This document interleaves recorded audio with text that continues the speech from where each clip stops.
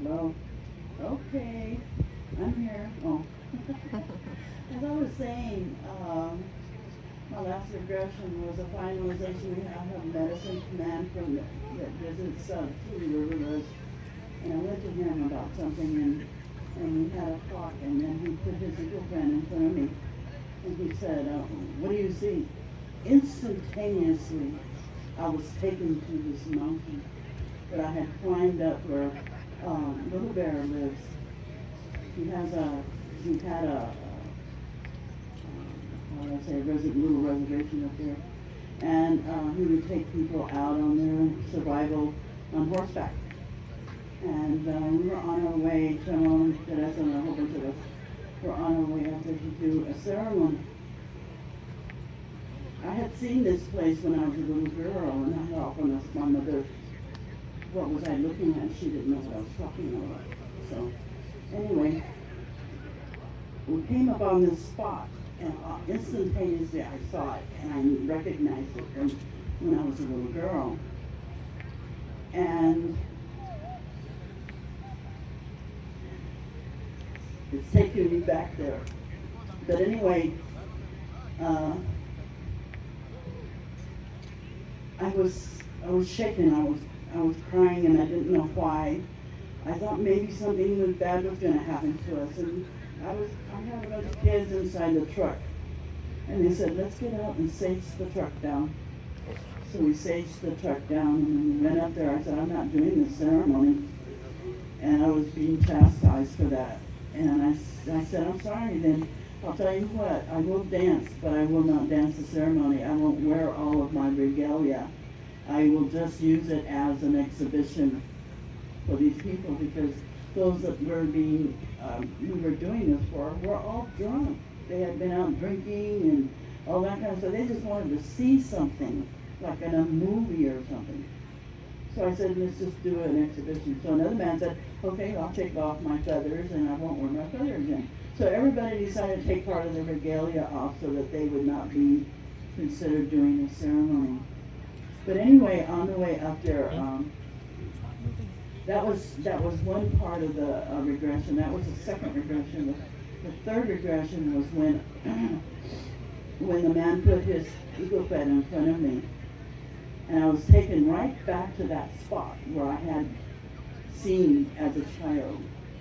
But this time my arms were tied together at the wrist, being dragged by a rope behind a horse the Spaniards were riding, taking me to a place they were going to chastise me, because they had heard that I was telling the people where to go hide in the pinnacles.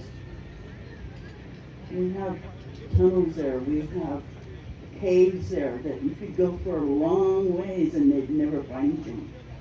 But I knew about that, so I was telling our people to hide from these people that were trying to make us slaves in the church. And that's what they were after us, because they had come from Mexico, and they were after us, and they were going to show me, make me as an example of what would happen if they continued to rebel. I told them, learn how to speak Spanish. They think you're from Mexico, then you'll be okay. So we had to pretend that we were from Mexico, learning how to speak Spanish. But anyway, they were dragging me through the manzanita bushes that are there. I don't know if you know anything about manzanita bushes, but they have thorns. And I could feel my flesh being torn. My arms and the side of my body were being dragged. I was half naked by the time I got to the top of that hill. They hung me on a tree. They cut me in little pieces and threw my flesh to the wild animals.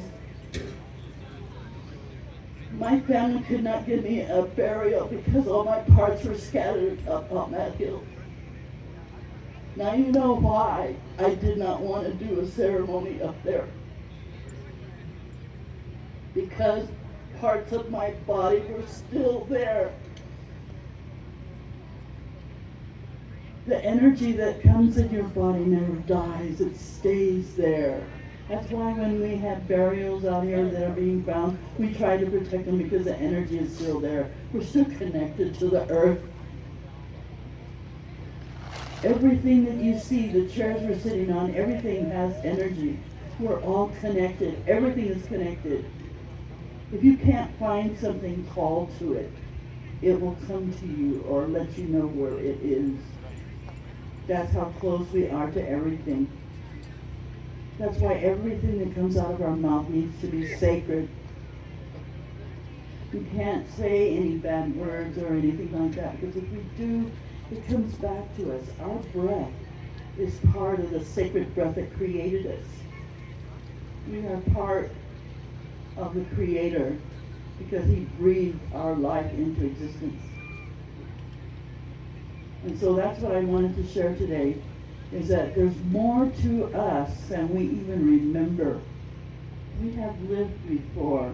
We will come back and do more to complete our destiny. I hope.